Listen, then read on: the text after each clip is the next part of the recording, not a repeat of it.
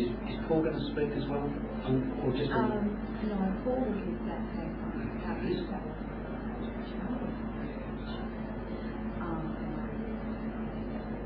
Okay.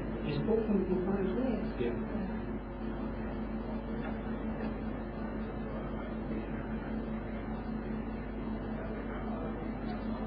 And we're all beautiful.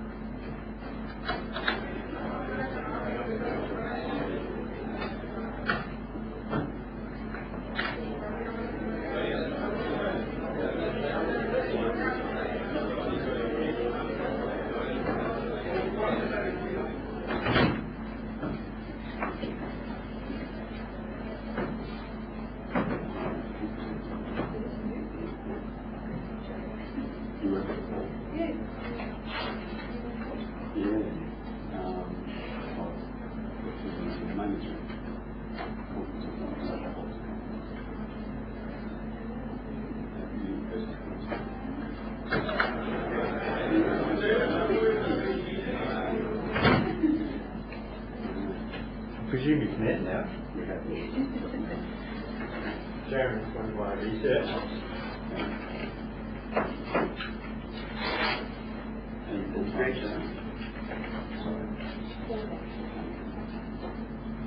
And Greg's going to be a colleague of mine.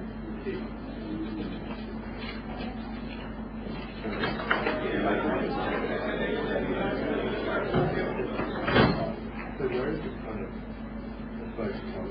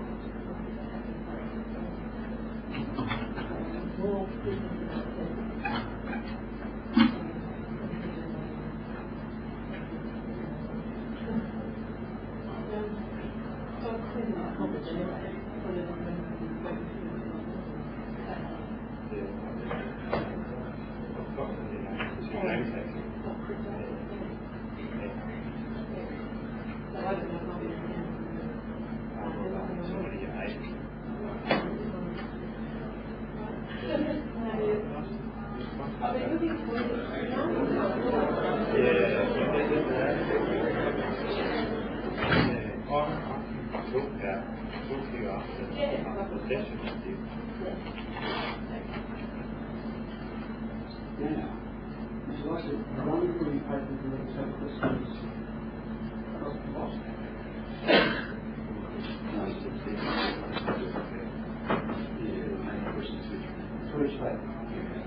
we go 20 minutes and 10 questions. Yeah.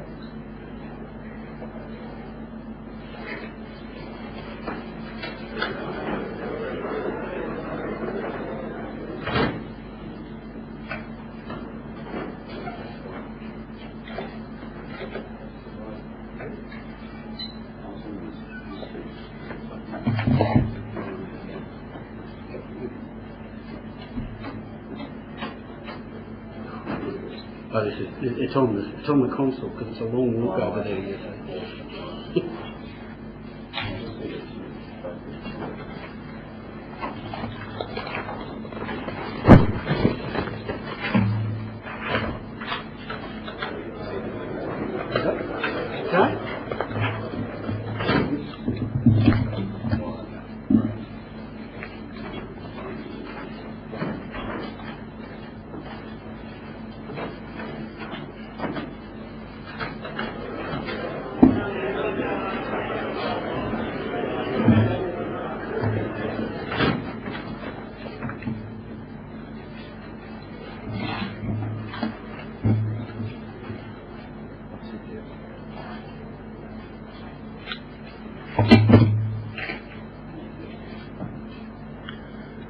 What are we doing for time?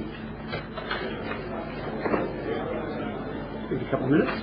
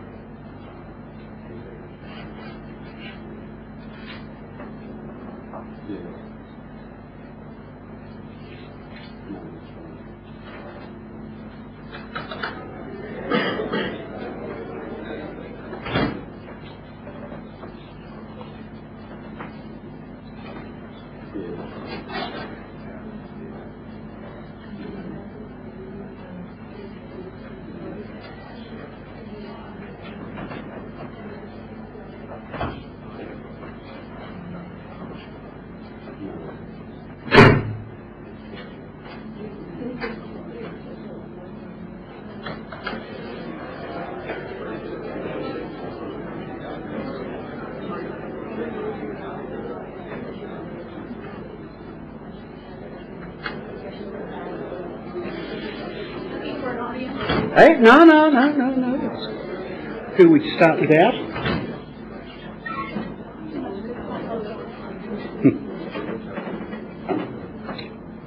Okay, we might start away. Welcome. This is basically the last panel session for the conference, and then we have the Right Honourable Darryl Williams after a 30-minute afternoon tea break, which we might need to sort of steel ourselves and no editorialising. In this session we've got Paul Henman on welfare e-administration, we've got Greg Marston on employment services in the age of infocracy. I know, it'll work. And Sharon Gaby, who's delivering a paper for herself and for Paul on e-health. Paul, Greg and Sharon will present their paper for 20 minutes and then take questions for 10 minutes. So we'll have a sort of a discrete sort of run through the papers in that manner. So firstly, Paul, if you'd like to kick off. Thank you.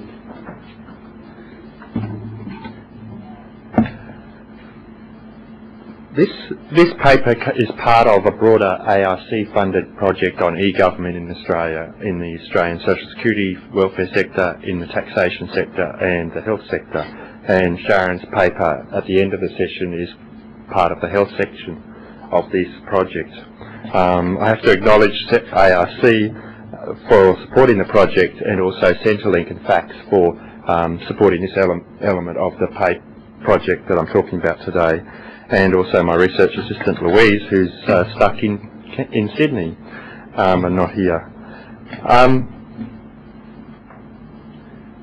The paper overview, I want to talk about the way in which electronic technologies can define or constitute forms of welfare subjects and the kinds of power that involves. And the way I'm starting with this paper is to look through the lens of Foucault's research on power and on governmentality. That will be the introduction of the paper. Then I want to just briefly talk about how welfare and welfare reform has been thought about in terms of governmental powers, and then want to look at the question of how technologies may constitute welfare subjects through two examples of e-government at Centrelink. But firstly, Foucault, when writing about the welfare state, said that the welfare state problem does not only bring the needs of the new governmental techniques of today's world to light, it must be recognised for what it is, one of extremely numerous reappearances of the tricky adjustment between political power wielded over legal subjects and pastoral power wielded over live individuals. So I want to take from that the idea that the welfare state and the practices of welfare doesn't involve simply one form of power and one form of welfare subjectivity, but the balancing of several forms. So in this case, it's the traditional political power of the citizen imbued with political rights versus the idea of the nurturing and supporting form of pastoral power.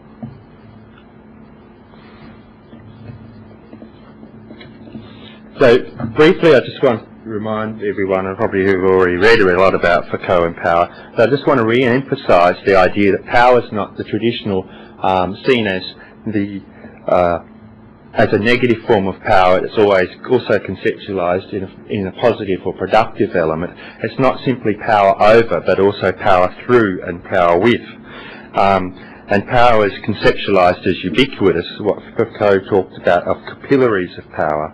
And so I'm not really wanting to look at power as a necessary control of welfare subjects, but the way it helps to shape the way a recipient of welfare is conceptualised, and the way in which that they are located in their roles of what they means to be a welfare subject. So governmentality was emanated from Foucault's later works, where he became interested in what it means to govern.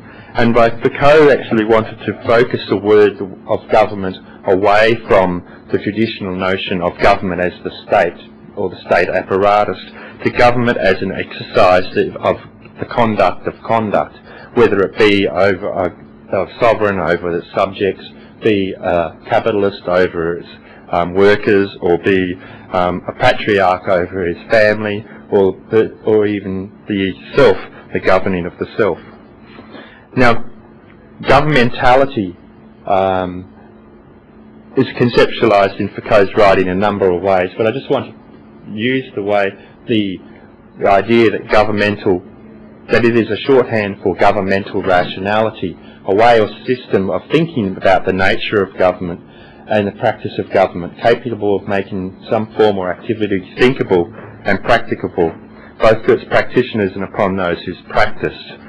And the work of Nicholas Rose and Peter Miller have articulated this both as an intertwining between political rationalities, the way in which we think about the government, who should be government and what the justification for government is, as well as the technologies of government, the way in which government is put into practice and made realisable, and that there's an interplay between those two.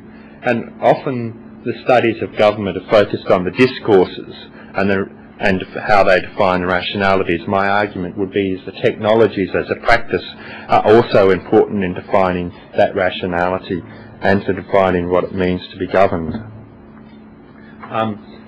So when Foucault articulated his ideas about governmentality and his discussions about power, he talked about named them in different ways, and I just want to focus today on liberal, neoliberal and pastoral forms of power.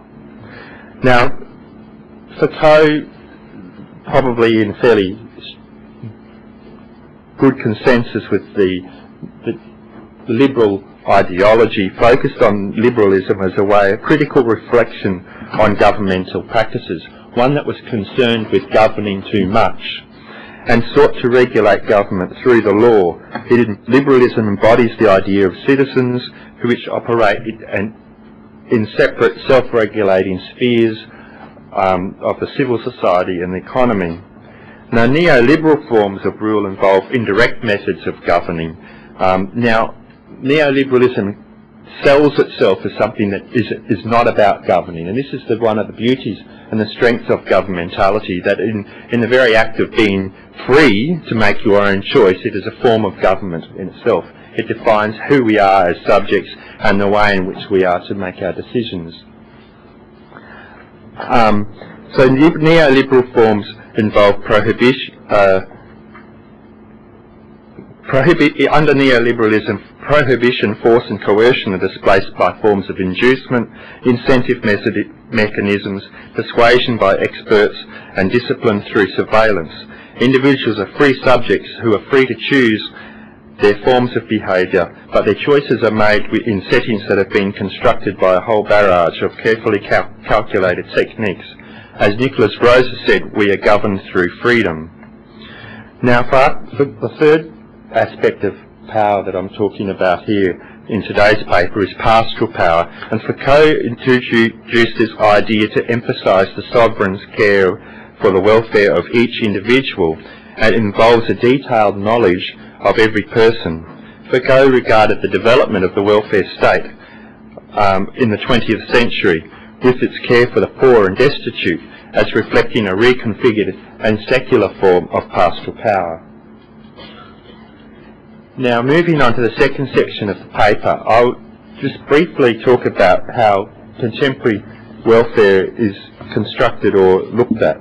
Often welfare reform is regarded as or characterised as a neoliberal.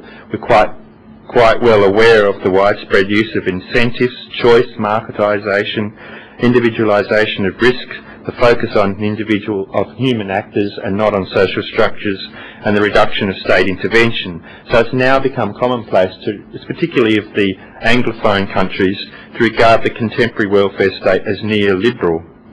Now, I want to argue that this characterisation as neoliberal is overlooking some important aspects of recent welfare reforms. Now, in particular, I want to look at the reforms of administration. Now, the new public administration and reforms in governance have adopted clearly certain very much neoliberal characterisations of governing, such as the use of outsourcing, managerialism, public-private partnerships, performance indicators and so on. But this is not just a complete account of the contemporary welfare state. There are steps to use new technologies to reconfigure welfare administration to provide individualised, holistic and more supportive services, and you probably heard a lot about the internet in joining up government and provide more holistic services, both at this conference and through the rhetoric. And so I want to look at how the e-welfare administration in Australia and the new e-government technologies being used. To what extent are they reproducing a neoliberal form of welfare subjectivity, or what sense do they operate within a form of pastoral power?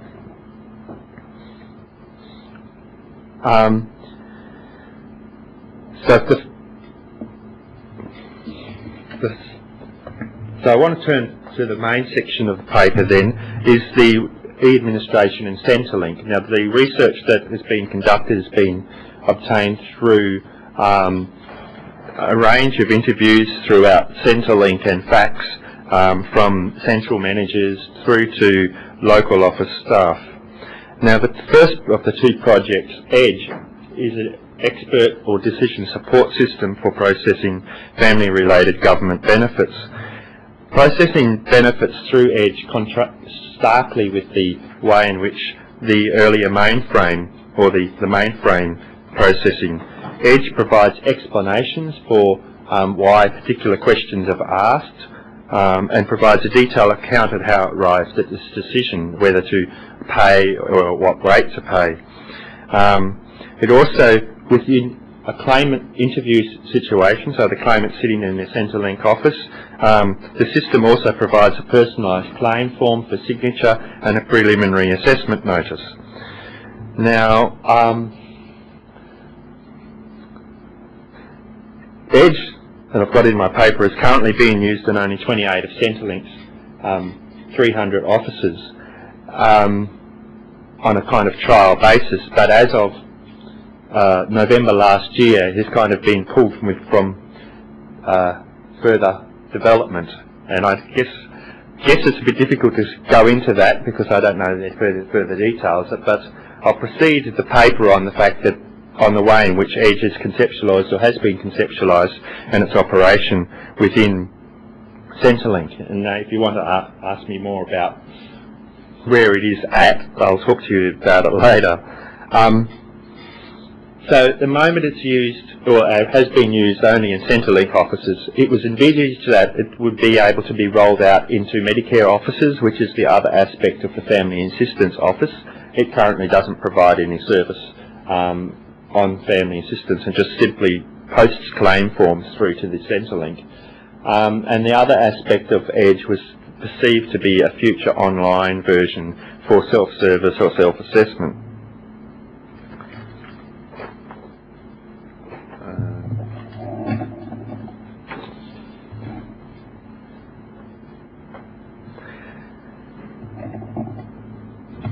Now, in a claimant situation, EDGE constitutes governable subjects by deploying liberal, neoliberal and pastoral forms of power. Claimants to family-related benefits are variously and simultaneously configured as rational self-governing subjects, as citizens imbued with rights, and as sheep in needing of pastoral care. Now, in terms of EDGE being liberal, one of the major reasons for introducing EDGE was to improve the accuracy of decision-making. Now, this is important for the appeals and review process. So in this situation, EDGE is seen as defining a welfare subject that is imbued with rights of appeal and review that can be sanctioned. So the idea that EDGE as an expert system can provide a decision tree on how the legislation has been used to provide provide its decision to pay or not to pay, is important in helping welfare subjects to enact the right, and welfare rights activists or welfare rights agents to help to the citizens or welfare subjects to make greater use of the review process. The neoliberal aspects of EDGE is firstly evident in the way in which it operates in a... The neoliberal aspects of e-governance of claimants are exemplified in the way EDGE deals with the payment of family benefits. The Australians' main family benefits are based on a means tested on household income for the current year. So it means that families in general have to identify their household income before they actually receive it, which means that if they underestimate their income, they incur an overpayment which needs to be paid back at the end of the financial year. So in order to avoid future surprises, families must be fully aware of the complex policy and its administration to accurately predict their earnings over the next 12 months. Now, EDGE manages this situation, providing options for claimants in a way that they choose to be paid their benefits. and I won't go into the detail of these options, but by providing claimants with a range of choices in the payment of family benefits, this configures and presupposes the claimant as a rational, self-governing and risk-managing welfare subject. The provision of payment choices unambiguously signals to claimants that the receipt of family benefits is something that they must have some control over, and indeed it is a domain they must exercise their judgment. EDGE thus constitutes and embraces a neoliberal form of power whereby the management of risk of overpayment is the responsibility of individuals, not the state. Now, the neoliberal aspect of EDGE is also evident in the visions for how EDGE can be used, particularly in an online version for self-service of welfare benefits. Now, this is evident, not only is this evident in the way in which self-service embraces a neoliberal form of ethic in terms of downsizing the bureaucracy and making individuals work on their own.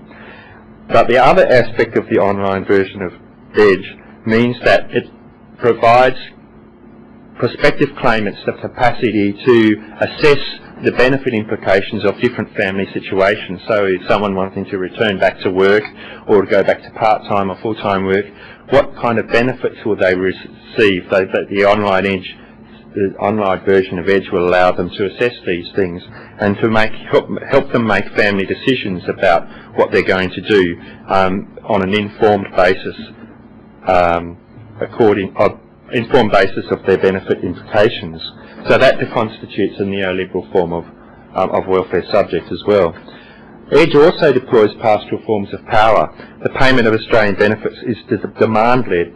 The onus is on individuals who require financial assistance to identify the payment that reflects their situation and apply for that themselves. If they apply for a benefit to which they are ineligible to receive, they just receive a notice of assessment saying so, and there is no follow-up. With EDGE, it goes a step further and breaks ground in this traditional approach. Applicants for one of the EDGE benefits are advised by the system of any other payments they may be entitled to receive and the conditions for this receipt. So EDGE's innovation is to use information technology to automate this form of pastoral power to ensure that people are getting to what they are entitled to receive, or help them through the process of applying for benefits. Now, the second e-government project that I'm studying is Community Connect, and it is a program aimed at improving the holistic service offered by Centrelink. Part of the program includes a password-protected internet site hosted by Centrelink. The site currently holds benefit tools used by Centrelink, such as rates calculators and electronic versions of the legislation, which is available to welfare agencies. It also includes a searchable directory of welfare service agencies in Australia. But by providing these tools, Centrelink is hoping to develop more joined-up services to its clients through the creation of partnerships between Centrelink and other welfare agencies. It is also envisaged that the site will provide a referral system whereby Centrelink could notify other welfare agencies that has referred clients to their agency, such as the Smith family or the Salvation Army, and they would then be able to follow up to make sure the person comes in the door. And also, Centrelink hope that the Community Connect provides a personal electronic data vault whereby individuals are able to have control over the data that's in the vault and who gets access to it. Now, Centrelink sees this extranet site as could become the means by which personal information can be transferred with client consent between organisations to enable a speedier and more accurate service provision across different agencies. For example, many not-for-profit welfare agencies only allocate benefits on the basis of whether they in receipt of Centrelink payment, and so they require proof of this, and this is the information that would be passed through. Development of Community Connect and its extranet is a significant change in the way Centrelink and its predecessor, the Department of Social Security, does its business. Typically, Centrelink concentrated on assessing and delivering benefits and ensuring not only those who were eligible receive them. The new service agenda articulated in Community Connect is a reflection of pastoral power in its concern and support for the well-being of the individual and the efforts to minimise destitution. This is expressed in the intention of Community Connect to enable staff from Centrelink and other welfare agencies to identify each other who are most likely able to address the client's unmet needs and to provide a referral system to enable to track clients to see if they're able have gone from one agency to another, to make sure that they have not fallen through the gaps. Whilst this is helpful in reducing the runaround clients may encounter, it importantly acts as a level of duty of care not previously evident in Centrelink. So that's the key focus of Community Connect, and it's fairly that pastoral power. E-governments that thus incorporate a range of welfare objectives, demonstrating that the welfare state embodies competing governmental rationalities and objectives with associated forms of power. In particular, pastoral power of rationality of duty of care operates alongside the constitutional of rational, independent neoliberal subjects and liberal subjects imbued with citizen rights. That new ICTs are being used to support pastoral forms of power of service delivery is not surprising to those versed in e-government rhetoric, extolling the virtues of network government. It is repeatedly mentioned that the new electronic networks will bring about an end to the silent nature of government services, instead providing holistic, seamless and joined up government that provides individualised service delivery and addresses the whole person. What is surprising is that these visions may be becoming a reality, if only partial. In the past, computers were extolled for their capacity to increase customer service, precisely in the same manner. However, organisational objectives dominated the improvement of client services. Previous IT strategy in welfare was of automation to enhance efficiency and compliance. In contrast, the analysis that I've suggested in this paper, that the new network technologies appear to involve different strategies which may be more readily suited to the exercise of pastoral power. They may provide an important contribution to the welfare state's tricky adjustment between political power and pastoral power. Thank you. Thanks, Paul. Questions? Lucas. To what extent would you use, within the context of the EDGE project, did you see a tension between the pastoral and the neoliberal aspects, particularly in their assumption about the rationality of the subject? What was the last aspect? Particularly in their assumption about the rationality of the subject, someone who can be led as opposed to someone who can lead oneself. I guess I see that the technology is necessarily a material object that embraces a whole lot of organisational objectives and outcomes, and so while some groups are trying to achieve this aspect, other groups are trying to achieve that, and so it's kind of like a consensus in that respect. In terms of the pastoral element, really I think it's minor in the way in which it just does what I have said, just kind of points out what you might be entitled to. I think it's a fairly minor kind of thing. The difference really, I guess, is the main emphasis of EDGE is really about trying to improve the accurate decision making, and it comes in response to a whole lot of criticisms from the Ombudsman about the lack of consistency and accuracy in decision making and the capacity of individuals.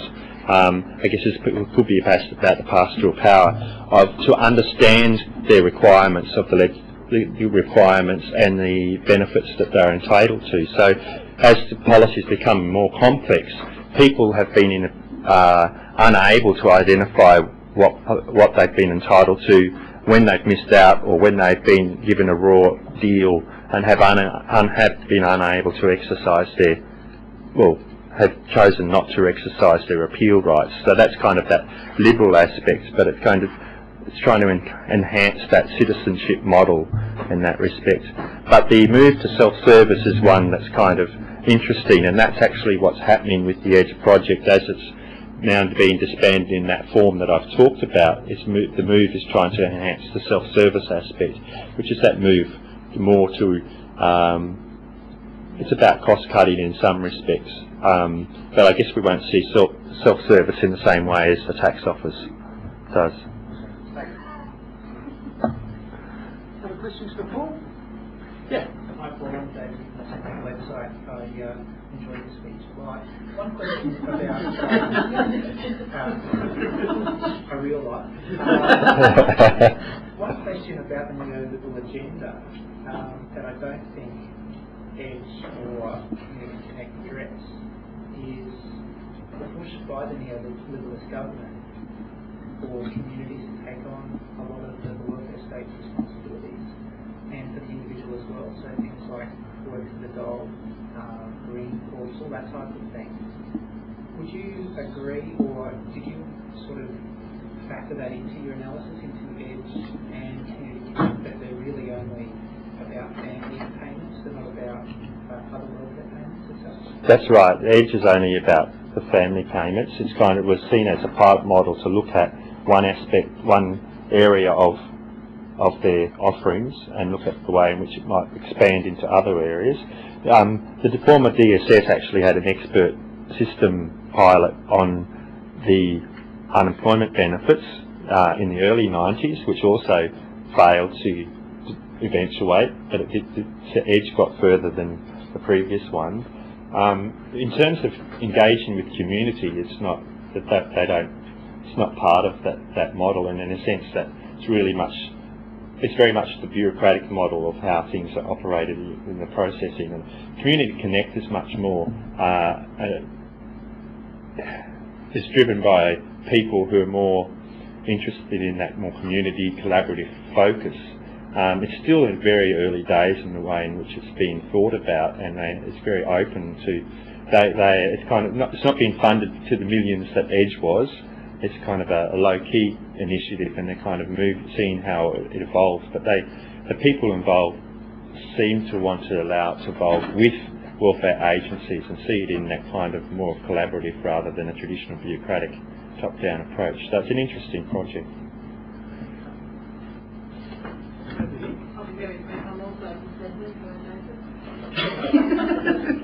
and I was very interested in the way sort of outside saw the way that was progressing, and also some of the philosophical issues you mentioned I think very much inform a lot of what we do, and not just Edge will some of the topics of Edge will be researched in another form, because the self-service arrangements and the transparency of the people's records and their payments is very much on the agenda segment. So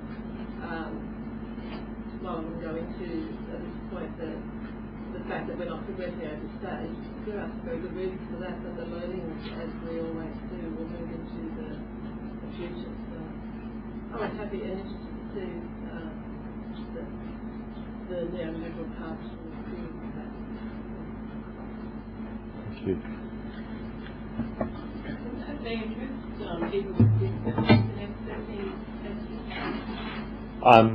Edge is not involved with the disabilities, but the Community Connect covers every welfare agency. So could I give an example of using the web for people with disabilities? It's limited at this stage, but people who are in business services, this is the old shop workshop, who have varying capacity to fulfil their obligations in terms of government policy and reporting the earnings and things they have. When legislation changed last year, it was obligatory for people with variable earnings to report every fortnight, which these people obviously in many cases can do. So the arrangements now with some measure of informed consent are that the business services themselves report their earnings through our website, and it goes through and updates the customer payments on a fortnightly daily basis. So that we see that's one way to help those people with disabilities fulfill their legal requirements. Did you want to say anything, Paul? Did I answer your question? Yeah, that's what I think.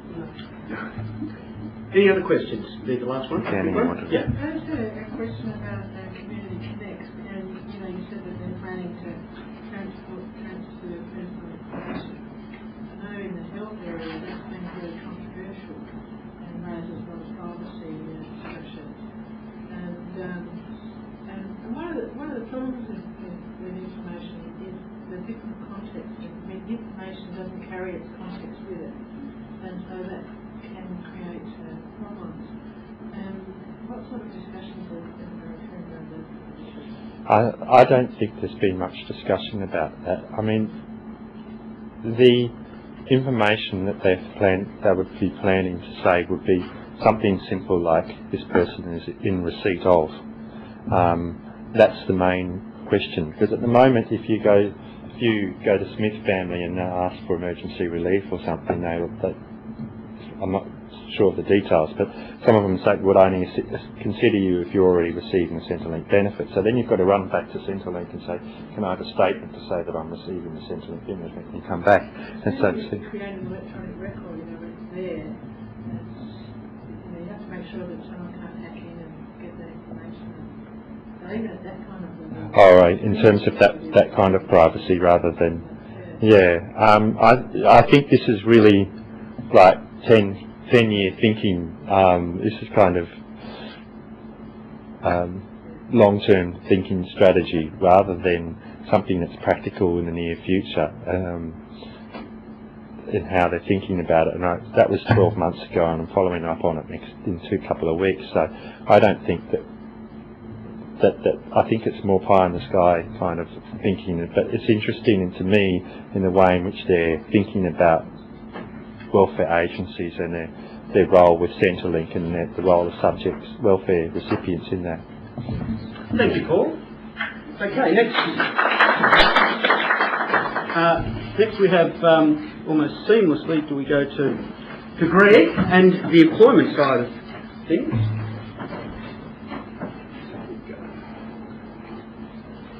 I'm one of the few people that's not using PowerPoint.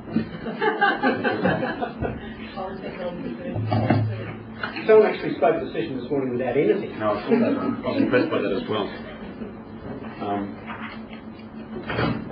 I want to talk about employment services. It kind of fits in nicely with what Paul's led off from, both in terms of theoretical questions that I'm interested in, but also in terms of welfare reform broadly. And I want to pick a different part of that puzzle, and that's to do with employment services and how the unemployed and unemployment are both constructed as a social policy problem and then governed through a range of practices and technologies, and how that comes together over the last few years, particularly since the election of the Howard government, so that period of welfare reform from 1996. I'm with University of Queensland now, but some of this research I'm going to talk about started when I was at RMIT down the road, which is where I've been for the last couple of years. And I still like coming to Melbourne. That's why I get my chance to get my black shirts out, the cupboard. Put away my Hawaiian shirts. Queensland does like to be very colourful.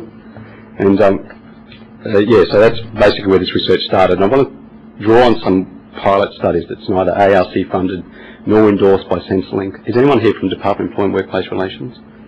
That's good. I've at least we've identified the Centrelink people. I know they're a client of yours. I'll stick the boot into Dewar, that's all right with people. No, I'm not going to stick the boot into Dewar, but I'll talk about the sort of way in which that department's tried to take up information communication technologies in the administration of both all of their agencies that constitute the job network, which is about 400 of them, both non-profit and private agencies across Australia, and also trying to manage and get some notion of what outcomes and outputs are being produced. So the information communication technology has been absolutely critical to that, and it, in effect, makes the sort of market-like system that they set up with Job Network possible. Yes, I want to talk about those sorts of things. That will cover just about the contradictions of technology, and I think, in any of this stuff, we haven't talked much about that in this conference, but the way in which we use technology is full of contradictions. And the way in which, for instance, I don't use PowerPoint but love big screen televisions, or the way in which I like computers and building computers but don't have a mobile phone, and don't like mobile phones. So I think that's kind of interesting in itself, as is the contradictions between forms of citizenship. So on one hand, what we've talked about a lot of this conference have been citizens that have been active and alike and are trying to push in the boundaries of political participation. At the other end of that continuum are citizens that really don't have much choice about their form of involvement or engagement with information communication technologies. So if they want to receive income support, then they have to basically comply with the obligations that are set up in welfare reform in their participation agreements, and that involves a certain degree of information being kept and assessed on them. So I'm interested in how that unemployed people are tracked through the system using information communication technology. So it's the job network. I don't want to go over that whole issue of how the job network was set up very much, but I can talk about that in question time. But it is nonetheless a very interesting policy exercise in itself. And I'm not any governance type person in the sense. I've come to that literature more from a policy researcher, and that's my background both as an academic and as a practitioner. So the e-governance is one part of the puzzle for me that I'm starting to grapple with, and we'll probably work further with Paul with on another project if that happens. But I'm really coming from policy research, and that's kind of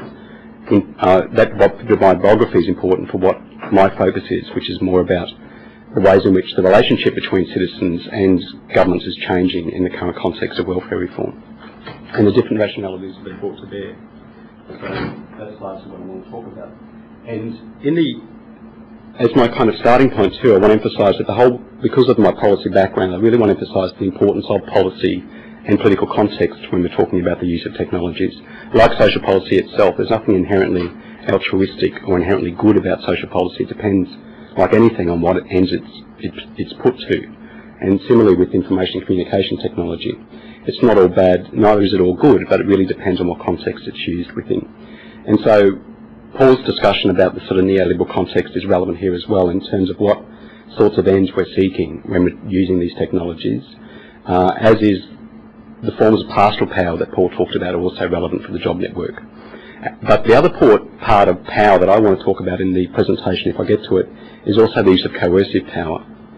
So when pastoral power fails, or when political power fails, what do you do then? And the system is built on ways in which the last resort is, particularly for case managers and the job network, is the resort to, you report someone to Centrelink who investigates whether someone hasn't shown up for an appointment with the job network agency. So there is, as a last resort, there is coercive power, and that can be used in different ways depending on the job network agency and the unemployed person themselves and the Centrelink agency.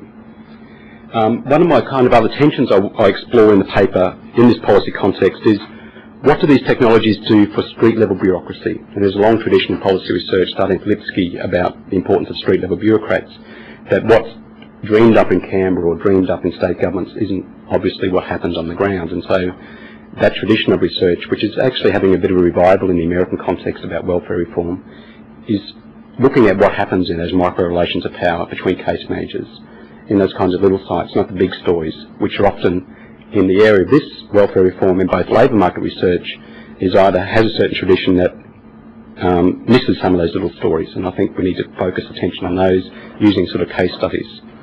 So does street-level bureaucracy, what happens to it? Is it replaced or transformed by the kind of screen-level bureaucracy, the people that design software programs in these areas of administration? To what extent does that undermine the discretionary power of the street-level bureaucrat? I think those sorts of questions deserve more attention in this sort of research.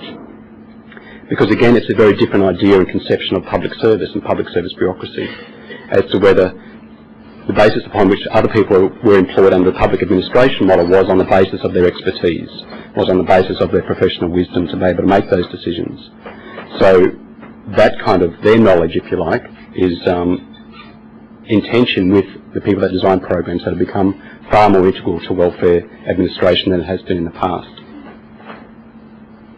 It's only a little pilot study, and we are in the process of trying to get some more research, but it just draws on about a dozen or so interviews with both what are called intensive assistance recipients of income support and who become reconstituted as job seekers in the new model. That's kind of important in itself. I mean, we're not going to talk much about this in presentation, but I've done other work on the discourse of welfare reform, and that's an important part of the technology, the way in which it transfers the risks of unemployment from the economy or from the state very much to individual, which is what Paul was talking about a little earlier.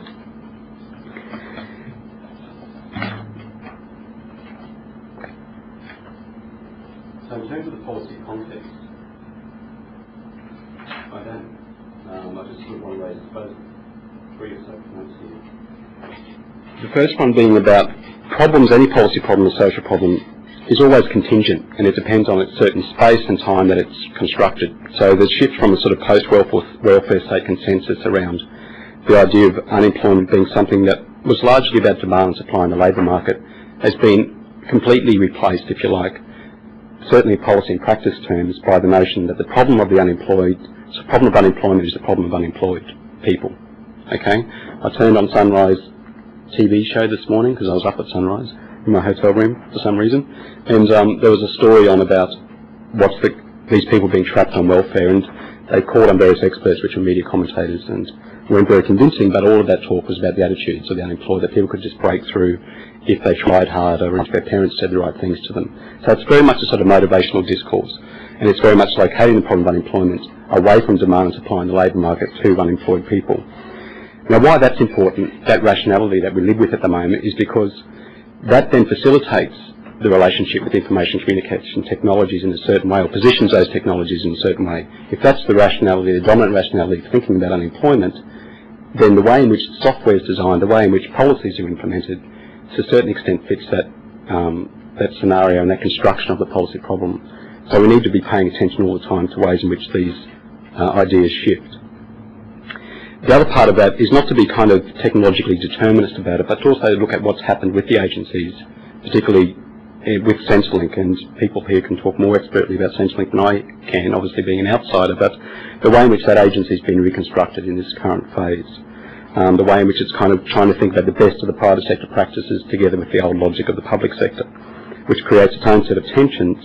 But, you know, I've heard Sue Barton, when she first took the job, talk about this new agency and how it was going to be fantastic and customer focused. And by the end of the talk, I wondered where I could buy shares in this great new company called Centrelink, the way in which it was kind of product focused. I know. It was very enthusiastic, and she was very effusive about what was going to happen. And in terms of the new public management, it's partly been facilitated by the kind of take-up, the streamlining of services, the cost cutting has partly been about and facilitated by some of the take-up of information communication technology. So I think new public management and ICT reforms go, to some extent, you need to look at them together, but you can't say either is particularly dominant. But at least Sue's been conscious of the need to think about the ways in which we need not only put everything online, but she needs to acknowledge that the agency has lots of people where that's going to be an absolute disaster, or still a problem. So it's both neoliberalism, but the other part which I would also emphasise in the current environment, which gets this idea of coercive power, which I want to talk about in a little while, is that it's also about new paternalism and the whole way in which Lawrence Mead talks about that it's both a system of hassle and help that you need to, in terms of what Paul was talking about earlier about freedom, that we need to sort of bind people and bound people first in order to set them free. So it's not like we have, when we're talking about advanced forms of liberalism in Western democracies, often we're using a kind of universal form of citizenship that ignores the ways in which we have hybrid forms of government all the time. Now, if you're a Centrelink person or if you're a refugee on a temporary protection visa in Australia at the moment, the nation-state's not withdrawing its regulation of you. It's actually, I would argue, increasing its regulation and surveillance. So we actually have hybrid forms of government all the time. We have advanced liberalism for those that are considered to be able to be free, autonomous subjects that can exercise control, largely because they're dependent on the market, and we don't problematise dependency on the market. We problematise dependency on the family, or more worrying is dependency on the state. So there's ways in which we have both authoritarian forms of government coexisting with advanced liberalism. So I think we need to be careful about those and looking at those tensions. And you can only therefore talk about citizenship in specific contexts, I think. It doesn't have any meaning unless we're talking about who it is, but what sort of citizens we're imagining and what sort of forms of government we're using. So I think it's that sort of mix, I think that's kind of crucial. But all of that, if you like, to get to that kind of point, is about, it's kind of transforming the notion into this idea that people need to become, and this takes up the OECD discourse about active citizenship, you know, that we need to become motivational, activating, and that certain forms of knowledge has then come to bear much more on the problem of unemployment. The growth in psychology, the growth in ways in which we now see case management and those kinds of, that therapeutic relationship almost becomes therapeutic, as the kind of key intervention, because that works on individuals. So the dominant mode of intervention in the job network, which replaced the old CES, is case management on a one-to-one basis, working intensely with these people.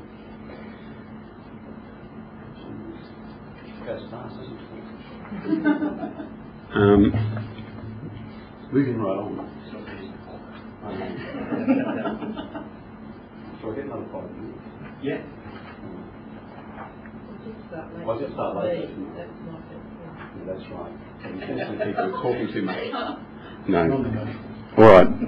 I want to talk about two technologies then in particular, which are both kind of ICT based. And I haven't kept up with the latest incarnation of the job seeker classification instrument, but it's, given Centrelink's kind of got that streaming role, it's one of the ways in which assessment's done and was seen as a far better procedure in a way than individual assessments. It was seen to, when I talked to people about the design of this instrument, it was seen to be a better way of managing access to the various forms of employment services assistance, because you replace objective assessments with objective risk indicators. Okay, so it's kind of got all these weighting around different locational factors, whether you're Indigenous, how old you are, where your location is. But I would argue when we're talking about these kinds of technologies, what do they do then to the social relations of unemployment or the social problem of unemployment? To what extent, when we use technology like this, in giving a certain score and weighting, does that then reduce these ideas to personal characteristics rather than address barriers to labour market participation? So that fits into the model that we now have, where we don't talk about demand solutions to unemployment anymore. We talk about supply side solutions, i.e. the unemployed person, as I said earlier. So JSCI is a really fascinating study of information and communication technology in the way in which it screens people through on the basis of scores into the job network. So that's the kind of first stage. So once you land in a job network agency, you're assigned a case manager and they work with you over a 12-month or 18-month period to sort of get you into various forms of employment. What's been one of the fascinating things too in relation to this development of the job network in the latest iteration has been, it's been a bit of a rocky road to reform. Like the way in which the business case was built for the third round of the job network depended on Department of Employment and Workplace Relations getting a whole lot of data from Centrelink about the estimated numbers that would go through the job network system. Now, this is the story as far as I hear it, and I can be corrected on this, is that that involves an overestimation of roughly 200,000 people that would end up in this job network system. That meant that all these agencies that built business cases on getting these people through therefore weren't going to get those numbers, because the way in which job network agencies are funded are on the number of people that come through the door and the way in which they get them into certain forms of placement. So that was one of the problems, and that was partly, the technology didn't address the bureaucratic non-communication, if you like. So DUA didn't bother talking to Centrelink about the way in which people move on and off payments. So the old problems of government aren't being addressed by the information communication technology. It doesn't address that communication. There is no whole of government approach going on. Tony Abbott and Vanstone had huge screaming matches about all of this. You know, so there wasn't a spirit of communication and whole of government in the implementation of the job network. And other things that were going on were the first take-up of the profiling software, which kind of looks to what people register their skills and interests against potential jobs. The media had a field day of matching potential administration workers with sex worker positions. You would have read about them in the paper. All of that sort of stuff. Anyway, in my last few minutes, I think all of that implementation stuff is fascinating in itself. And what that has then meant is that the systems become, in a way, more important keeping it alive for the government than it is the outcomes of the unemployed person, I think, to some extent, in the case of the job network. So much has been invested in it that it's keeping it alive, in a sense, and putting as many people through to keep that machine going than the outcomes for the unemployed person. But just to kind of contrast then, once you end up in Centrelink and then go on to the job network, when we talk to people, to give you two quick quotes, it's a kind of case of good cop or bad cop, good cop in that order. So some people would see the faceless, in a way, Centrelink's got that much demand in the way in which it does its assessment that they don't get that, people still want a face, a friendly face, not just a computer interface or someone asking a whole standard set of questions. So this is an interview with the case manager talking about that. That basically they say they have a more personal therapeutic relationship than what you're going to get at Centrelink. That they try to do more than the short transactions that you might get, and that they try to develop a relationship with people. And that works, if you like, in terms of the people that are coming through the system. So if you talk to this is a single unemployed woman in her 20s living in Footscray. She's talking to her about the contrast for her between Centrelink and the job network for her, which is this idea that you're getting that not just being part of the kind of computer system, but you are getting that kind of one-on-one relationship. That's what I'm going to say. When you go and talk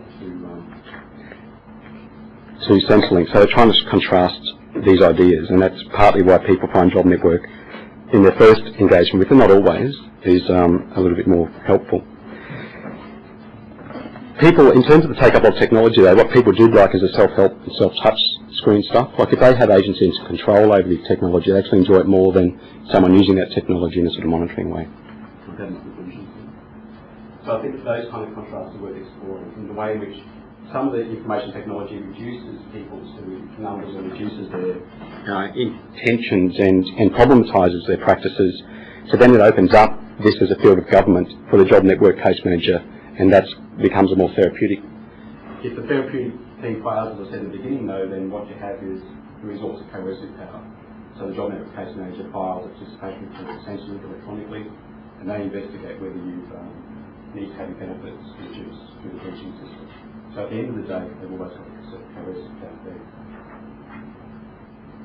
So I think that the benefit, if you like, of e-government, as far as I can see, and these are only tentative conclusions, but it remains contingent on the sort of policy context, the political context I would include in that.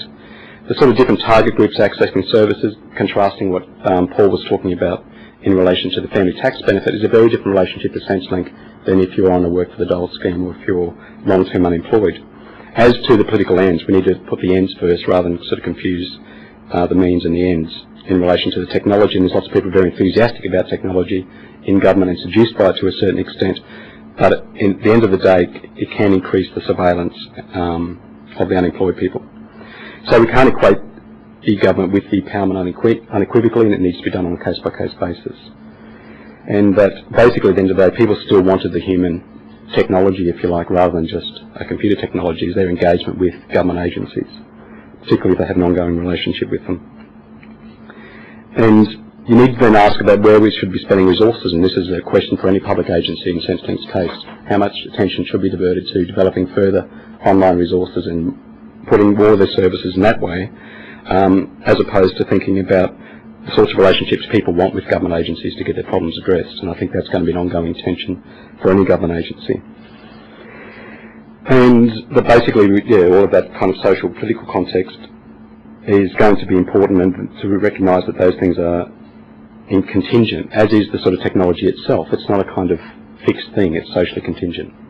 And we need to, I think, put the social questions first ahead of the technological questions. Okay, all right. Thanks, Greg. Questions?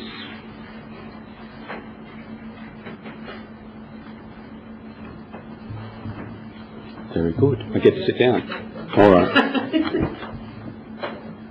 Just in relation to you mentioned the ministerial bill.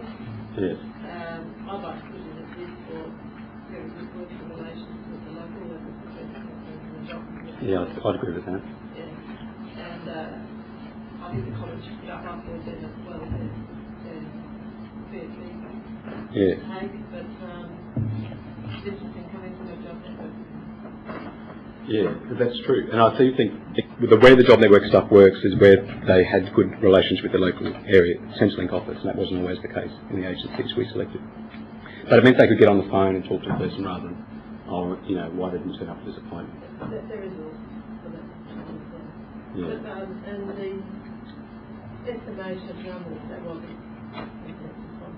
No, it wasn't Centrelink's fault. I'm not saying that at all. That really was you were building that model and not talking to Centrelink, and I'll just illustrate that that's... It wasn't our numbers. No, I know. Yes. Any other questions for Greg? Do you know where Crozier Howard works? Yeah. Yeah. One of the interesting things that he was looking at was, you know, how does case management system actually work in practice? And, you know, there's still another episode that we also know that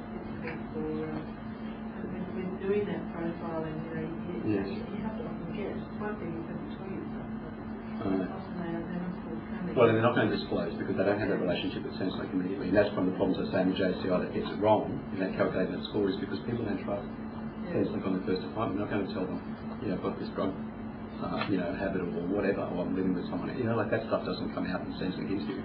It might come out by the time they get to a job network agency or whatever, but it doesn't immediately. The disclosure is a real issue. I think that's very much the case, although we have a lot of work for where we've got personal advice for a better resource, and they spend up to an hour and a half. So then yes, but first have to if someone gets through to they've that, got to get that report out. you've got to get someone referred to one another. Yes, and The person that there are can't times have to to actually really do that as well. something more going on.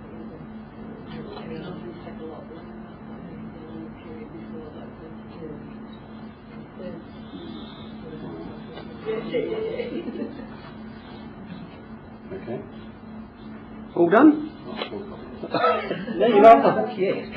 I wanted to say a bit more about how the breaching process works. How does the information go from the job network to Centrelink to kind of start the breaching process? Is it electronic? It is electronic. It's not paper. And it's done. That's how I understand. I'm not completely sure about what the form looks like. I just think it's electronic. But what they tell me in the latest incarnation of the job network is that the design of the software wasn't done in consultation with service providers. So people sit in job network agencies now have to click through 5 screens by the person sitting there to get to ask them the question. So there's a whole lot of ways in which the software's kind of become a bit clunky in this third round. But in terms of breaching, it does go electronically across. And Centrelink, under political pressure and wanting to reform our practices, as you know, have dropped. The ones in which participation reports are actually implemented has dropped by about 30%. But the job network continues to increase the number of participation reports they send to Centrelink. And what that tells me is that there's very different policy imperatives going on here. So for Jura, they want to get people in that are going to be getting, for job network agencies getting in and getting the money and all the rest of it. So if it's a problem client, they want to make it Centrelink's problem and get them out of the job network system. Whereas Centrelink's under the other pressure that not to breach people because it's taking money out of people's pockets. So they're kind of hardly in synergy in the way in which that works. And we did this research last year, last 30 seconds, which was looking at the reasons why they reject participation reports. And we called the project system error because the intuitive assumption is that people are deliberately frauding the system and making up reasons as to why they haven't turned up. But when you look through all the reasons that are logged, there's a whole lot of administrative errors.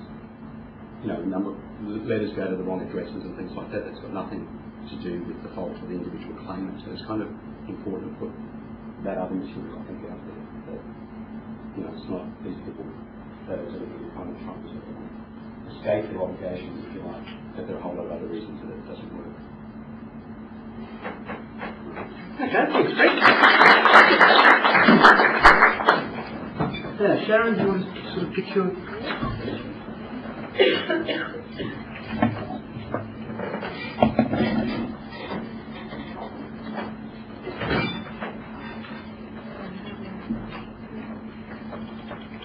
How do you get out of that? I think...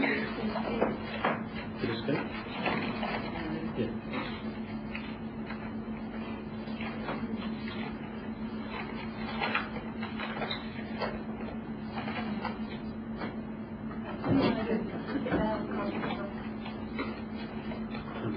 Here? Yep. Oh, no. Right at the top. Sorry. There you go.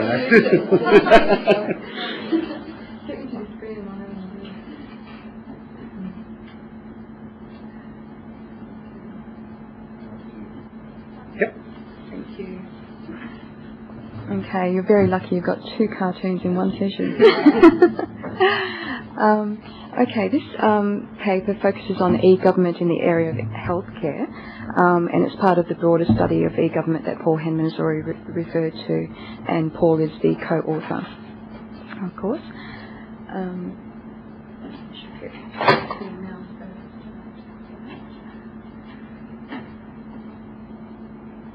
Okay. Just as an overview of what is actually in the paper, we've focused on governmentality and health as a framework to look at these issues, but I won't discuss this too much today because Paul Henman's already gone through it. I will briefly outline how governmentality might be used to think about some issues in the area of health, though, and I will also outline some of the the current developments that the government is actually putting into place with ICTs in the area of health, mainly the Health Online strategy. I will then go on to outline our two case studies, which are the Health Insight website and the Australian Childhood Immunisation Register, or ACER, as I'll call it. As the title of the paper suggests, there will be a specific focus on the impact these initiatives appear to be having on the doctor-patient relationship. And that cartoon, which I probably flicked off too quickly for you to really get, maybe you'll get it towards the end, is one version of this vision of what the future of the doctor-patient relationship might be. And then I'll then finish up with some propositions about how ICTs might play a role in the broader governance of doctors.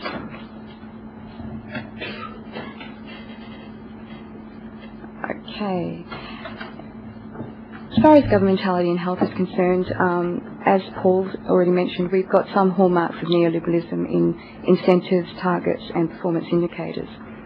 In the area of health, we see things like monitoring hospital waiting lists and terms of hospitalisation, that sort of thing. With reference to the ACER case study, we have various targets and incentives that have been set for parents and doctors to immunise children.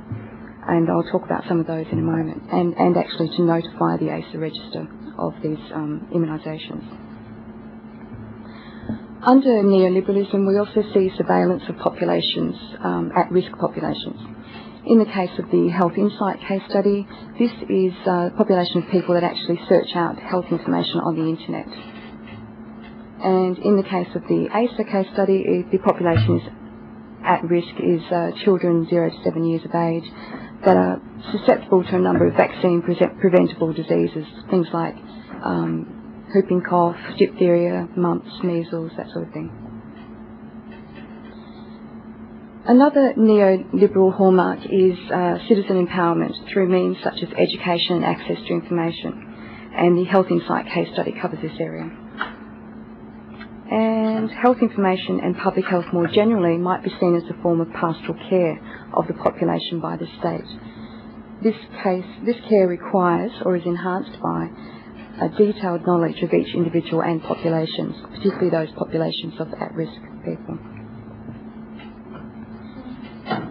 From a governmentality perspective, there's also a focus on the shifting power relations between various stakeholders and the different forms of power that might be evident in various government programs.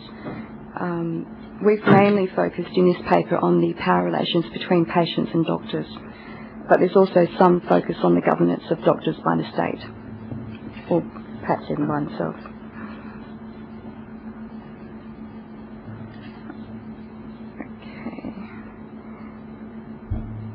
Getting on to the current developments using ICTs in the area of health.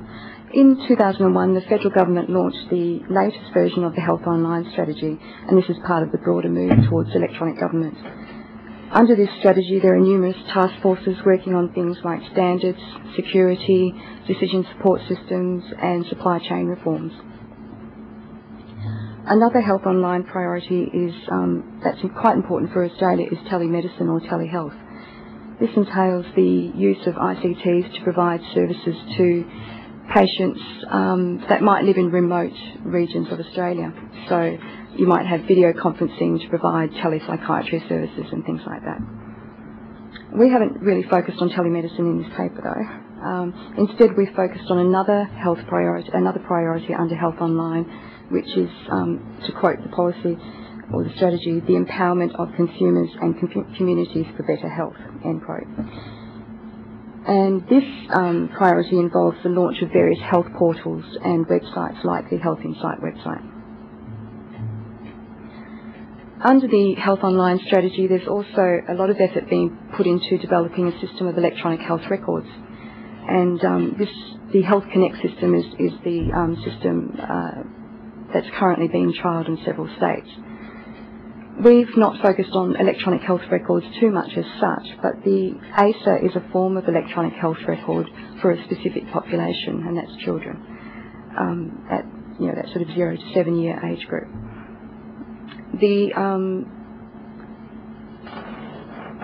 The ASA register is being used in various forms of health administration. This administration includes the provision of government benefits to parents and immunisation incentive payments to doctors. And I'll expand on these in a moment when I talk about the ASA case study. But first I'll just go on to the Health Insight website and talk a little bit about that.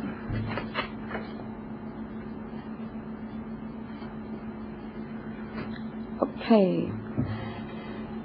Basically, in recent years, there's been an explosion of the amount of health information that's available on the internet. And there are various risks and benefits that are associated with this development. Or you sort of have these utopian and dystopian discourses about it, at least. Anyone with access to the internet can now access online versions of major medical journals like British Medical Journal, the Lancet Medical Journal of Australia, that sort of thing. They can also access information produced by pharmaceutical companies, information produced from alternative health sources, and information produced by lay people in various forums. Some of these forums include discussions that might be conducted in the context of disease-related support groups, news groups, chat rooms, and even narratives on personal websites that people set up to talk about their illness. So as a result, we see medical knowledge and health information as being democratised. Medical professionals and researchers no longer exclusively control the production and dissemination of health information, as others can use the internet to do this as well. As for some of the risks, patients or health consumers, as they are sometimes or increasingly called, might use this information to self-diagnose or self-treat, and rather than visiting their doctor. This can be problematic if the information they base their diagnosis or treatment on is of poor quality or simply incorrect, and it may result in harm to the patient or even death in some cases. The person can also be harmed, of course, if the condition goes untreated, and it could have been sort of treated very easily and diagnosed by a doctor if they'd actually visited a doctor instead of looking up on the internet. Due to this risk of harm due to internet-related self-diagnosis, this has sort of become a major concern for medical professionals and governments worldwide. And they've tried to reassert some control over the available health information on the internet by providing access to government-approved, quality-assured information. And this is where the Health Insight website comes in. This is one example of this type of initiative. That's the the website address up there. The site was formally launched in April 2000 after going through various pilot stages, and it's managed by the Federal Department of Health and Ageing. The site and the information it provides is primarily aimed at consumers, and so it's in easy to understand language and format. Consumers can also personalise their view of the website and register for email updates on any diseases or conditions that they have or that they're interested in finding out about.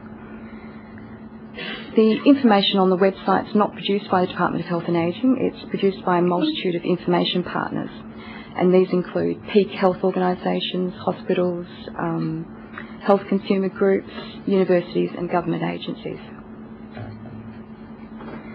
The information partners and their websites go through this quality assessment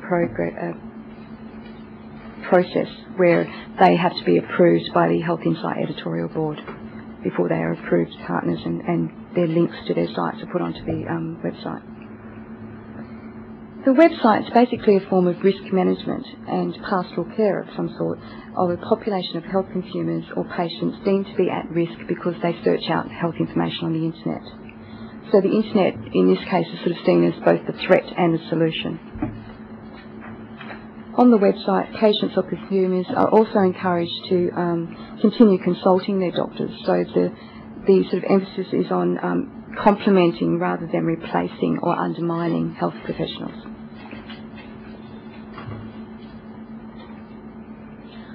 As far as the doctor-patient relationship is concerned,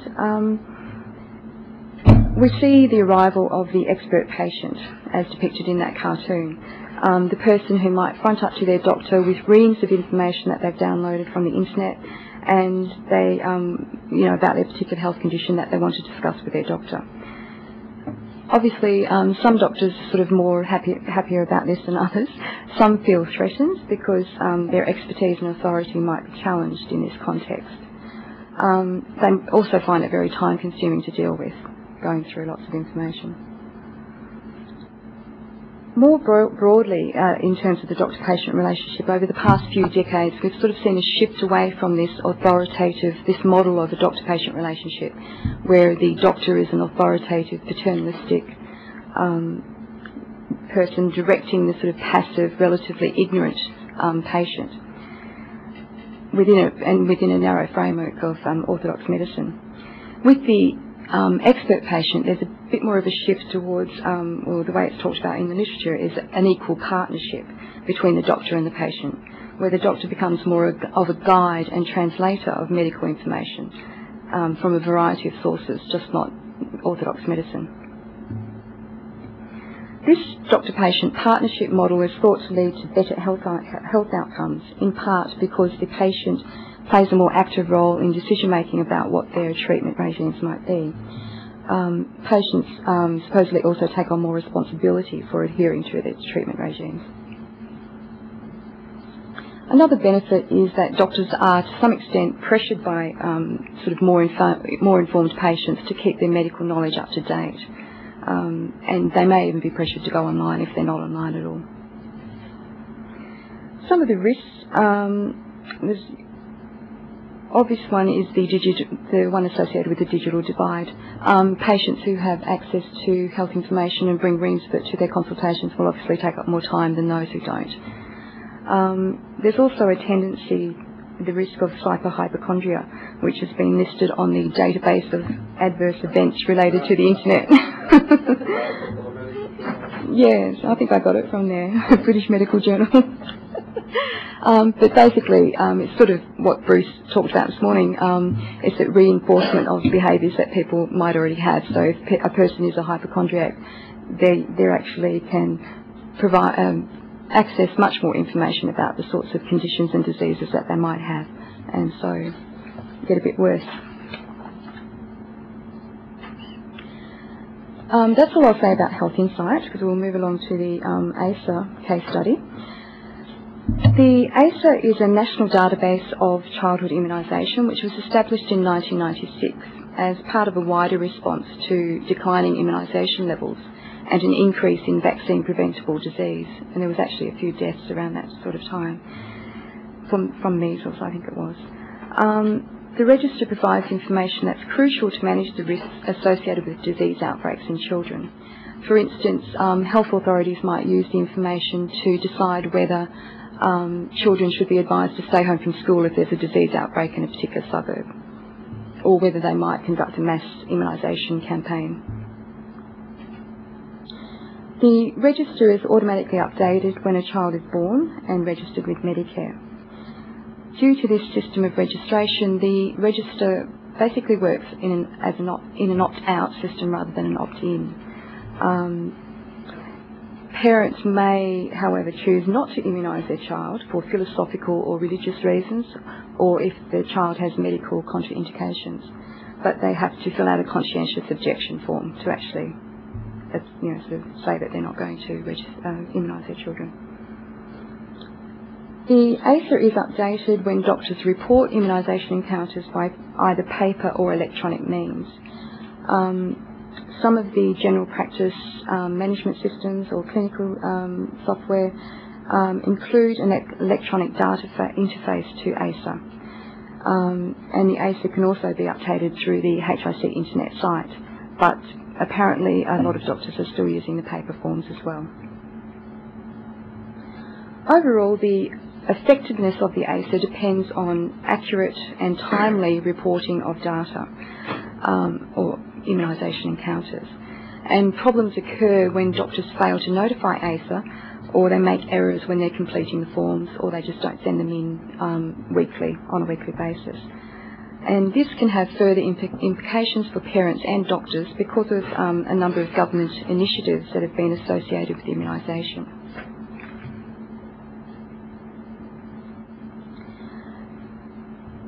In February 1997, the then Health Minister Dr Michael Wooldridge launched the 7-point plan as part of the broader Immunisation Australian strategy.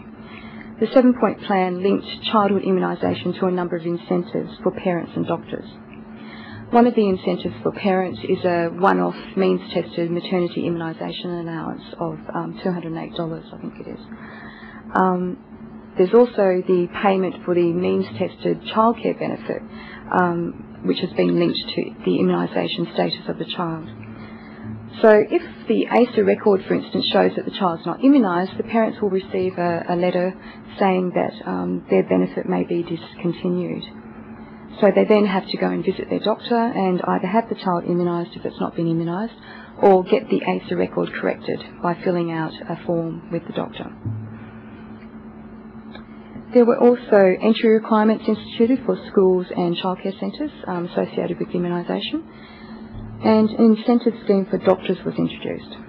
This is the General Practitioners Immunisation Incentive Scheme, which I'll just call GPII for short.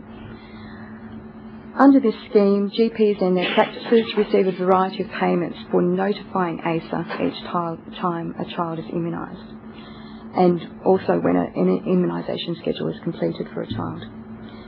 The immunisation incentives are also linked to targets for the levels of immunisation, and these targets have increased over time. At the moment, the aim is to have 90% of practices with 90% of children fully immunised, but this started out around 80%, I think, a couple of years ago. Competition is also encouraged between what is called the divisions of general practice, and these are sort of groups of practices in various geographical areas. And this competition is encouraged through the production of quarterly tables of immunisation levels in each division. So, and this is done on a state-by-state basis and a national basis. So you'll have a ranking system where you'll have number one practice or number one division right down to sort of number 200 and something. Divisions of general practice also receive infrastructure funding to employ immunisation officers to help promote childhood immunisation in their member practices and to assist with ASA data cleaning activities. So this is checking if the record is coming back, their monthly reports, I think it's monthly, says that a child has not been immunised. They go to the child's file, check whether the immunisation has been done, correct the report and send it back to ASA so that the record can be updated. The Health Insurance Commission in general is encouraging electronic data submission to ASA because it's obviously thought to be more timely and accurate. And it also in turn leads to less problems with the administration of these incentives and benefits that have been associated with immunisation. At this point in time, though, our feedback suggests that doctors are finding the internet method of data submission quite difficult, and they prefer to keep notifying ASA on paper forms. The electronic data interface within the medical software programs also requires collaboration between the HIC and the software vendors to put that capacity into the programs. So more and more of them are actually developing that. Okay. Thank you. In terms of the doctor-patient relationship,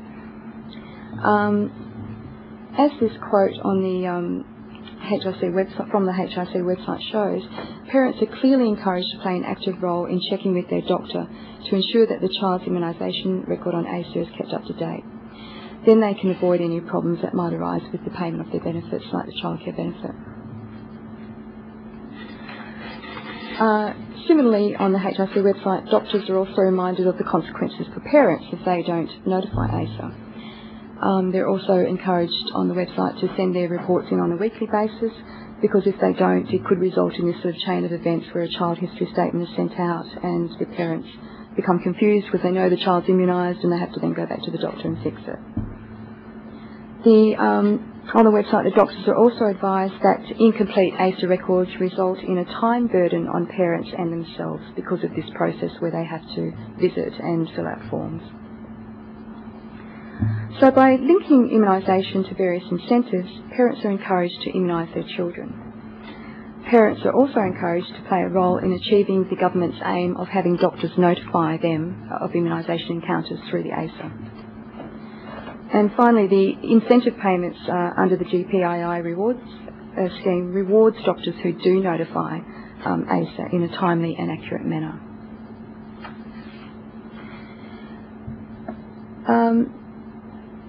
So the final thing I'd like to finish up with is just a few observations about governance in the area of health, or governance of doctors in this case study. I think the ASA case study in particular highlights this. Overall, we see an increase in the surveillance and measurement of immunisation activities at different levels. At the level of the parents, the doctors, the practices, the divisions of general practice, and also states and territories and nationally.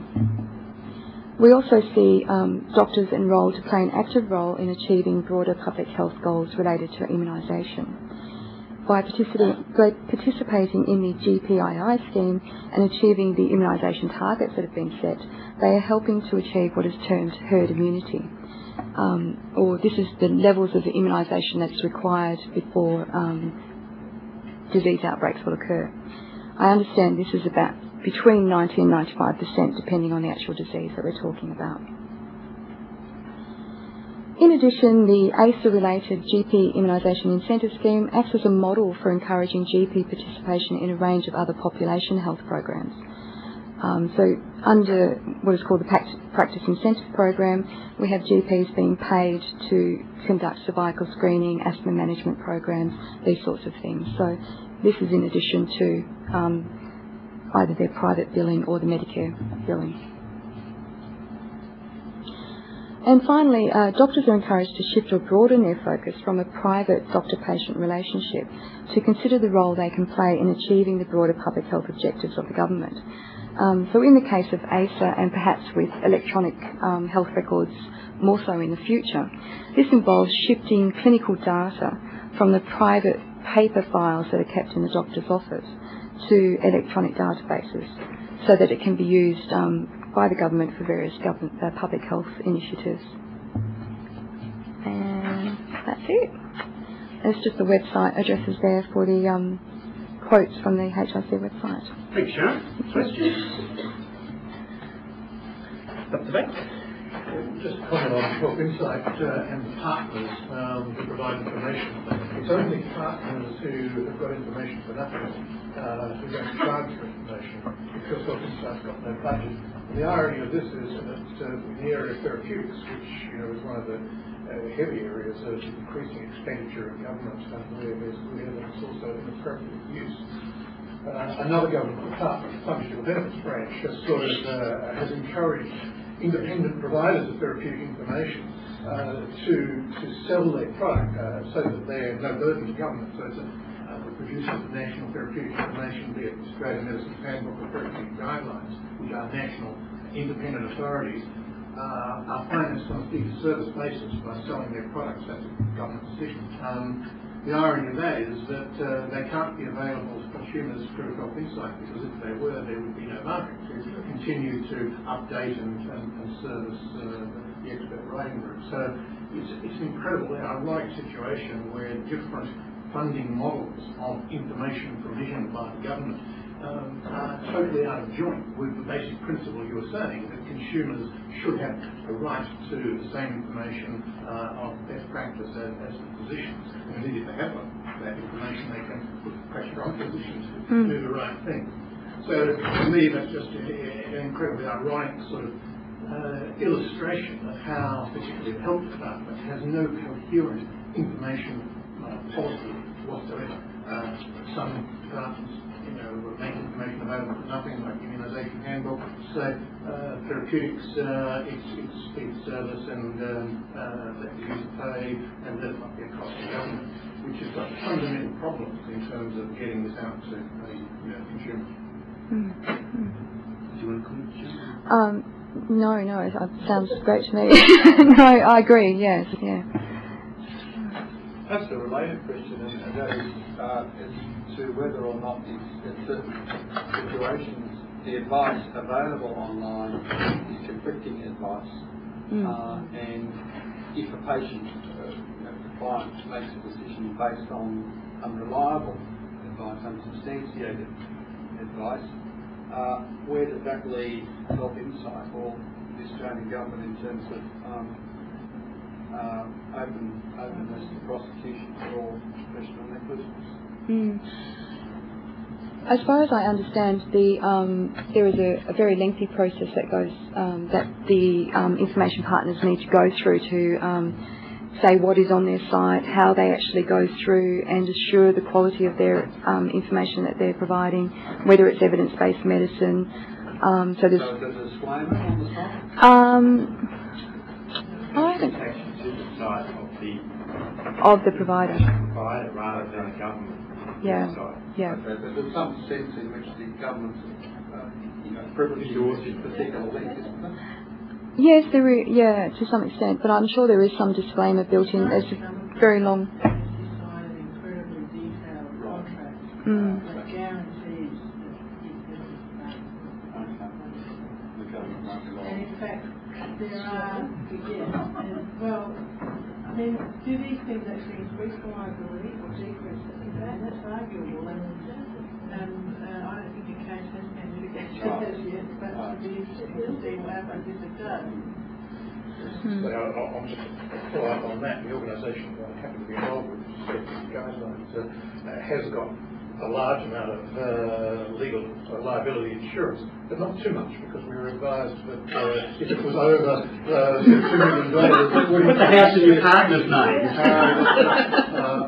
You're being sued. But organisations that Beautiful are risk in management. business of distilling best practice information have got to have not only appropriate procedures but also legal, malpractice insurance. Behind you, there. Yep. A question, actually, because I failed to understand what concept you're talking about. Yes.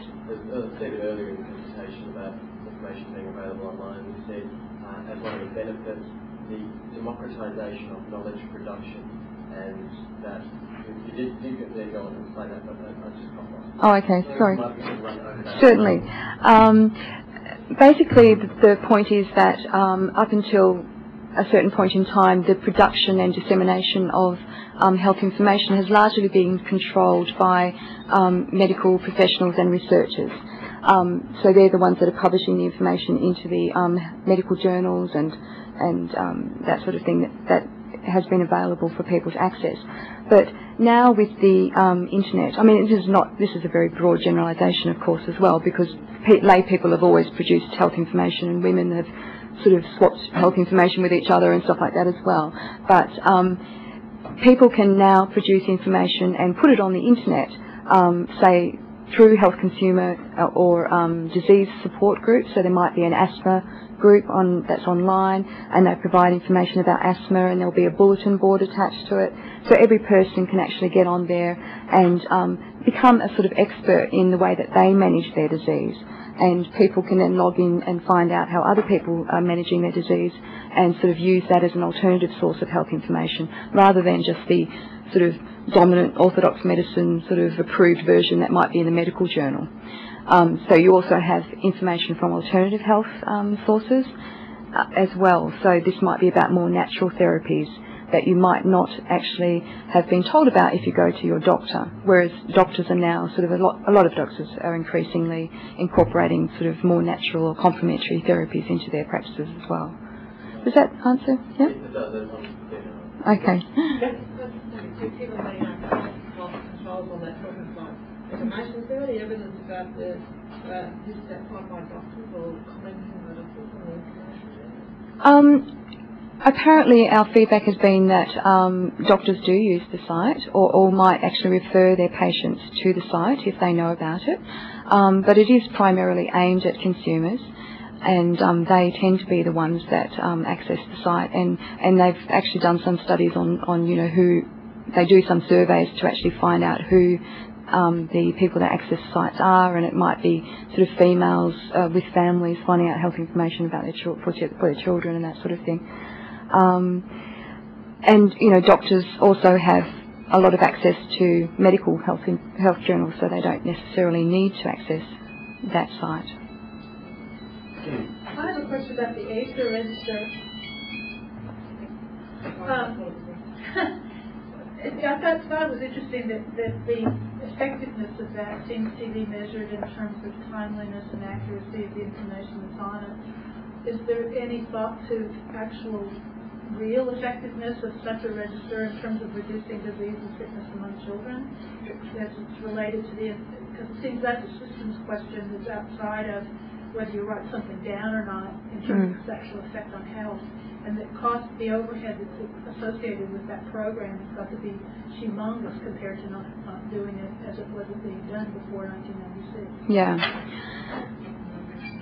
Is there a cost-benefit analysis? Is there a health benefit analysis? Is there anything to substantiate that it's had any effect? I think the incentives, the linking of the incentives or the benefits for parents and things like that. So this is a sort of incentive for parents to actually have their child immunised, but it's also, some sort of say that perhaps the immunisation was occurring before, but the government just didn't know about it. It wasn't being reported, so they are very interested in having the reporting of the information. And even in some of the practices that show on the ASA that they have a low level of immunisation, it might actually be because the doctors are not reporting to ASA, but they're actually performing immunisation. So the indicator then would be that there would be a disease outbreak in that suburb or locality, and that's just not occurring. So, I think there are lots of issues with the register and assessing its effectiveness, and I think this is an ongoing process that is occurring. But do you think it's one of those things because they've made the investment in doing all that and set in place and gotten the doctors used to getting incentive payments for doing something they should be doing anyway, that it's not going to go away? They were doing immunization rates. Yeah, that was from the fashion, yeah. quite right too. Which broke the universality, the whole thing about immunisation. Yeah, there was an ABS survey, I think it was 1995, that actually showed that the rates were quite low, and the rates of disease had actually increased, and there were deaths, and we were very low in comparison to other Western countries, so definitely the rates have increased, and this is part of a broader strategy to increase immunisation.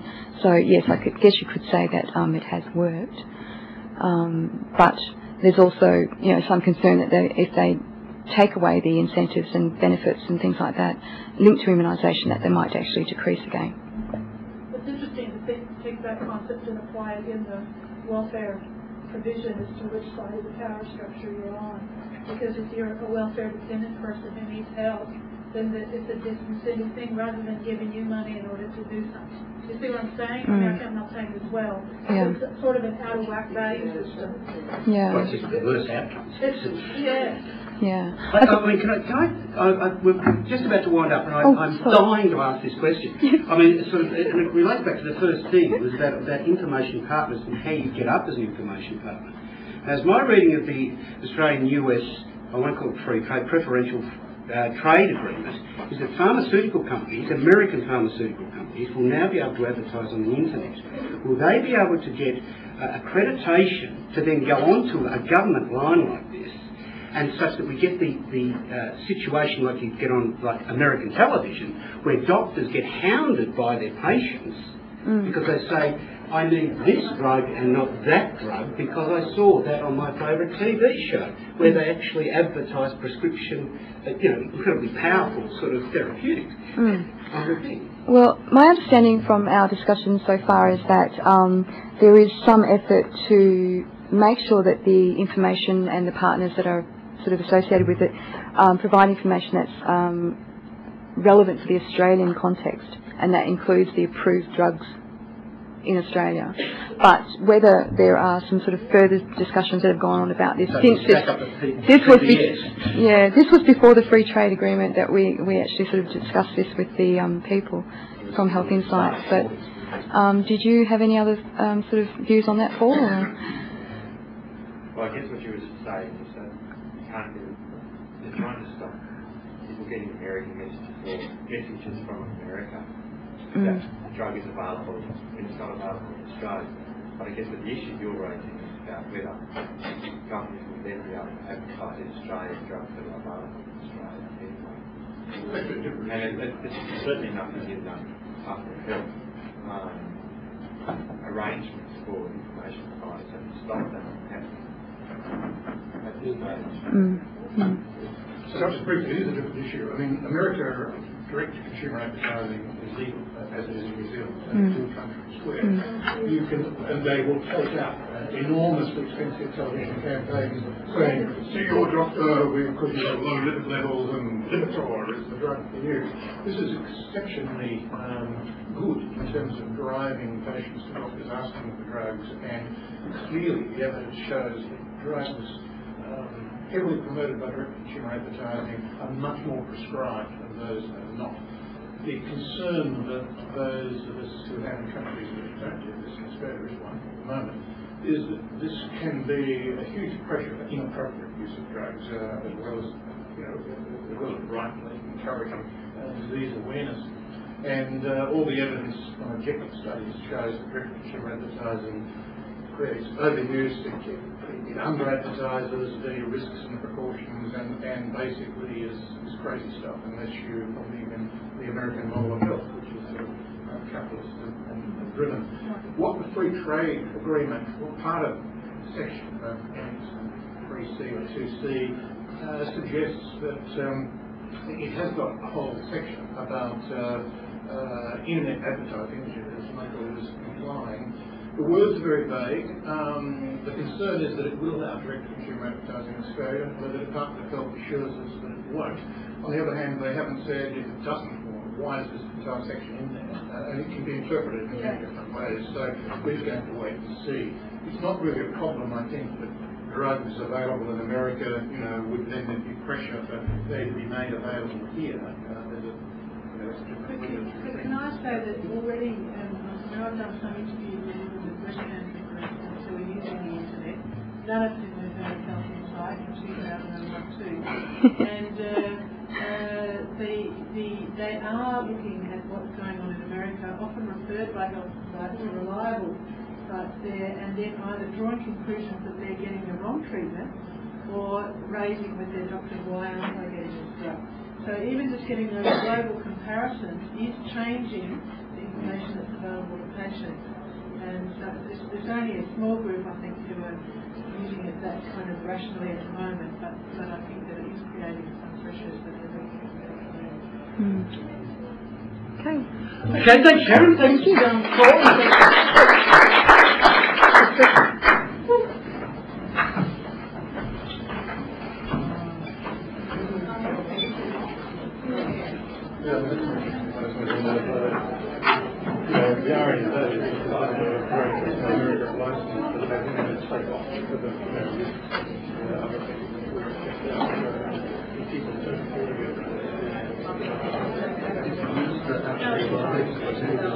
I presume so, yes.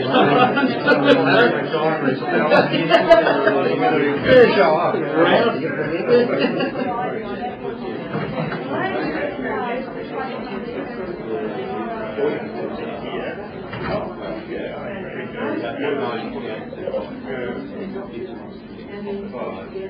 And what happens if when the blood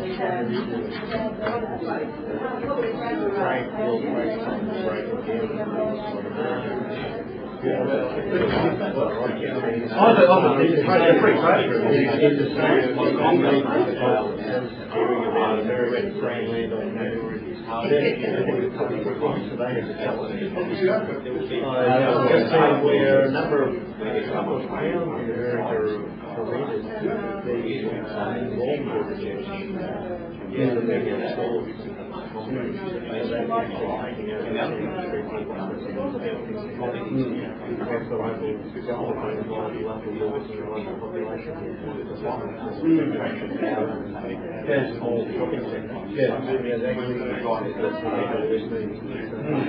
Gaby. Yeah, I see.